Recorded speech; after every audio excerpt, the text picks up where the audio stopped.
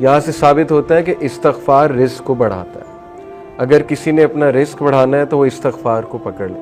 In fact رسول اللہ صلی اللہ علیہ وسلم میجورٹی صحابہ جب ان سے کوئی ذکر پوچھتے تھے تو یا وہ درود ابراہیمی بتاتے تھے یا وہ استغفار بتاتے تھے. یہ ثابت ہے صحیح حدیث سے.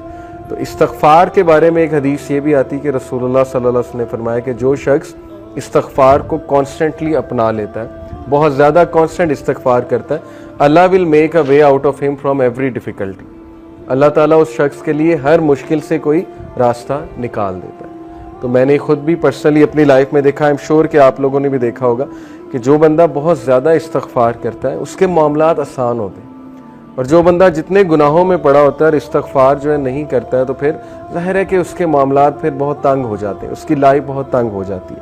اسی طرح سب سے جو بہترین, یہ ون آف دا فیوریٹ آیاز ہے صحابہ کی. میجورٹی صحابہ جب ان سے پوچھا جاتا تھا کہ آپ کی فیوریٹ آیا کون سی ہے, صحابہ کی آپس کی کنورسیشنز ہی ہوتی تھی, بیٹھ کر ایک دوسرے سے ڈسکس کرتے تھے کہ آپ کی فیوریٹ آیا کون سی ہے, آپ کی فیوریٹ آیا کون سی ہے. تو چیپٹر 39 ورس نمبر 53, سورہ زمر ورس 53, قل یا عبادی الذین اسرفوا علی انفسہم لا تقنطوا من رحمت اللہ. اے نبی کہہ دیجئے میرے بندوں سے, یہاں پر یا عبادی تمام انسانوں سے بات ہو رہی ہے, الذین اسرفوا علی انفسہم جو کہ زیادتی کر چکے ہیں اپنے نفس میں, who have crossed the limits. اسرفوا یعنی کہ اسراف کر دیا ہوا ہے, زیادتی کر دی ہوئی ہے انہوں نے اپنے نفس پر. کیا کہو انہیں, لا تقنطوا من رحمت اللہ, کہ اللہ کی رحمت سے مایوس نہیں ہو. ان اللہ یغفر الذنوب جميعا, بے شک اللہ تعالیٰ تمام گناہ معاف کر دیتا ہے, تمام گناہ معاف کر دیتا ہے. ایک حدیث قدسی میں آتا ہے کہ اللہ سبحانہ تعالیٰ کہتے ہیں کہ اے ابن آدم, اگر تو میرے پاس گناہ لے کر آئے اور تیرے گناہ جو ہے وہ زمین سے آسمان تک جو ہے وہ ڈسٹنس کو فل کر رہے ہیں, لیکن تم اس سے سنسیئر ریپینٹنس کرتا ہے تو میں تجھے معاف کروں. ابھی بہت خوبصورت حدیث آپ کے سامنے آئیں گی اللہ سبحانہ وتعالیٰ کی مرسی کے حوالے سے. ایک حدیث آپ کے سامنے رکھتا ہوں. علی ابن طالب رضی اللہ تعالیٰ عنہ رپورٹڈ, یہ المستدرک کی حدیث ہے, صحیح ہے اکارڈنگ ٹو علامہ البانی, اور علی صلی اللہ عنہ سے بہت کم حدیث مروی ہیں. علی صلی اللہ عنہ reported, the messenger of Allah صلی اللہ علیہ وسلم said, verily Allah is astonished. اللہ کی astonishment یہ اللہ کا ایٹریبیوٹ ہے, اور اللہ کیسے اسٹانش ہوتا ہے یہ ایک ظاہر ہے کہ متشابہات میں سے اللہ knows best. لیکن اللہ is astonished at a servant, اللہ ایک انسان پر اسٹانش ہوتا ہے when he says there is no God but you, la ilaha illa anta, but I have wronged myself so forgive me, for none forgives sins but you. یہ ایک دعا ہے پوری, یہ دعا میں آپ کو پڑھ کے سناتا ہوں. لا الہ الا انت انی قد ظلمت نفسی فاغفر لی ذنوبی انہ لا یغفر الذنوب الا انت. یہ پوری عربی میں جو ہے وہ دعا ہے. دعا کا ٹرانسلیشن کیا ہے؟ There is no God but you, I have wronged myself so forgive me, for none forgives sins but you. Allah astonished کرتا ہے ایسے بندے پہ, اور اللہ کہتا ہے my servant acknowledges that he has a Lord who forgives and punishes. Allah angels کو کہتا ہے, اللہ تعالیٰ بولتا ہے کہ کیا میرا بندہ یہ ایکنالج کر رہا ہے کہ اس کا ایک رب ہے اور وہ رب جو ہے گناہوں کو معاف کرتا ہے. یعنی اللہ کو اتنی خوشی ہوتی.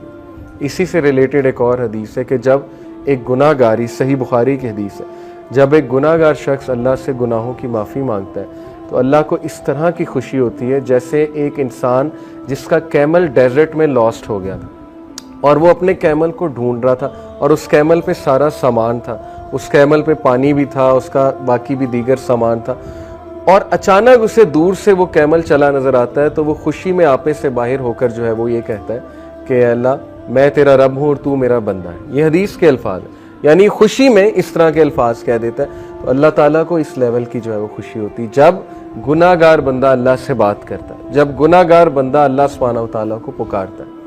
ہمیں آن دی ادر ہینڈ شیطان نے جو وصفہ ڈالا ہے کہ تیرے تو اتنے گناہ ہیں, تو اتنا گناہ گار ہے, تو اس قابل ہی نہیں کہ اللہ تک تیری بات پہنچے یا اللہ تجھے رپلائی کریں یا اللہ تیری آواز سنے. حدیث تو کمپلیٹلی اس کے برعکس کہہ رہی. حدیث تو کہہ رہی کہ گناہ گار بندہ جب توبہ کرتا ہے اس پر زیادہ خوشی ہوتی ہے اللہ تعالیٰ میں. And it perfectly make sense. میں ایک ٹیچر ہوں, آپ میں بھی شاید کوئی ٹیچر ہو. جب اچھے اسٹوڈنٹ جو ہے وہ اے لیتے رہے، اے اسٹار لیتے رہے، مجھے کوئی اتنی خوشی نہیں ہوتی، میں کوئی سرپرائز نہیں ہوتا ہوں. لیکن جب بیک بینچر اور ایک ایسا اسٹوڈنٹ جس کا ریکارڈ ہی کوئی نہیں ہے وہ اگر اچھے نمبر لے لے تو میں اسٹونش بھی ہوتا ہوں، اور ظاہر ہے کہ مجھے دگنی خوشی ہوتی ہے، شاید اس سے بھی زیادہ خوشی ہوتی ہے. تو it perfectly make sense. Okay, تو یہ اسٹونشمنٹ کے بارے میں، اللہ کی اسٹونشمنٹ یہ اللہ کا ایٹریبیوٹ ہے کہ رب اسٹونش ہوتا ہے، اور اسی لیے اللہ نے اپنے عرش پر لکھوایا نا کہ verily my compassion over comes my right. بے شک میری جو نرمی ہے یا میرا جو کمپیشن ہے، میری جو محبت ہے، میری جو مرسی ہے، وہ میرے غصے پر حاوی ہے، وہ میرے غضب پر حاوی ہے. اور ایسا ہی ہے، ہم اپنی زندگی کے معاملات دیکھ لیں، اگر اللہ ہمیں ہمارے گناہوں پہ فوراً پکڑ شروع کر دے تو شاید ہم میں سے کوئی بھی زندہ نہ بچے، شاید ہم میں سے کوئی بھی جو ہے وہ اس زمین پر چل نہ سکے. لیکن کتنے چانسز دیتا ہے، کتنے چانسز دیتا ہے اللہ. آپ یہاں سے اندازہ لگا لیں کہ خالد بن ولید کو چانس دیا اللہ نے. ایک ٹائم پہ وہ دشمن ہے رسول اللہ صلی اللہ علیہ وسلم، اگلے ہی ٹائم پہ وہ ایک ایسے کمانڈر بنے کہ ان کے سیف اللہ کا لقب ان کو دیا گیا. حالانکہ ظاہر ہے ایٹ ون مومنٹ گناہ کر رہے ہیں، نبی کے خلاف تلوار نکال رہے ہیں، اس سے بڑا گناہ اور کیا ہے. بہت بڑے بڑے گناہ لوگوں سے ہو جاتے ہیں، لیکن اللہ کا دروازہ ہمیشہ کھلا ہے. اللہ کا دروازہ کبھی بند نہیں ہوتا، انسان خود دروازہ بند کرتا ہے، اللہ کبھی دروازہ بند نہیں کرتا.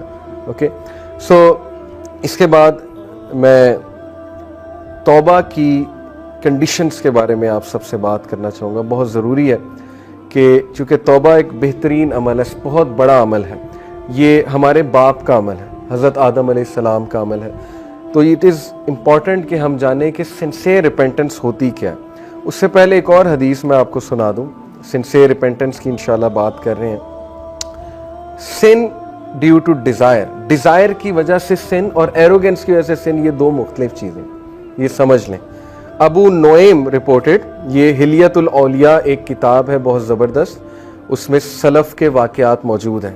ابو نعیم رپورٹڈ سفیان ابن عیینہ رحمہ اللہ sad whoever commits a sin due to desire، جو بھی گناہ کرتا ہے خواہش کی وجہ سے. verily whoever commits a sin due to desire we should hope for his repentance، ہمیں امید ہونی چاہیے کہ اس کا گناہ معاف ہو جائے گا. کیوں؟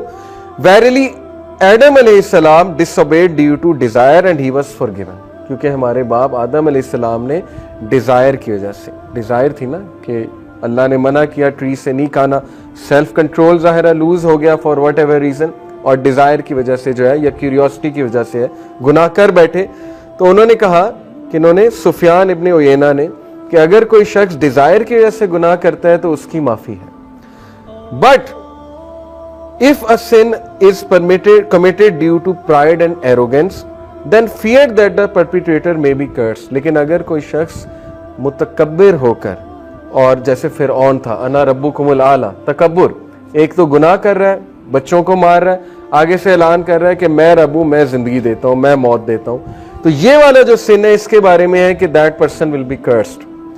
verily Iblis disobeyed due to pride and he was cursed. انہوں نے کہا کتنا خوبصورت کمپیریزن ہے کہ آدم علیہ السلام نے بھی گناہ کیا، لیکن وہ گناہ ڈیزائر کی وجہ سے تھا، پھسل گئے. لیکن ابلیس کا جو گناہ تھا وہ تکبر کی وجہ سے تھا، وہ پرائڈ کی وجہ سے تھا، تو وہ کرسڈ ہو گیا. اسی لیے ہم اسے رجیم کہتے ہیں. تو اگر آپ کسی کو گناہ میں مبتلا دیکھیں تو اس کو پہلی تو بات جج نہ کریں، کیونکہ وہ شخص سٹرگل کر رہا ہے. وہ کون سا پرائڈ میں کر رہا ہے؟ بہت سے ایسے گناہ ہیں، مسلمان تو پرائڈ میں نہیں کر سکتا. میں نے تو آج تک ایسا مسلمان نہیں دیکھا جو گناہ کر کے جو ہے تکبر کرے کہ میں تو بالکل ٹھیک ہوں.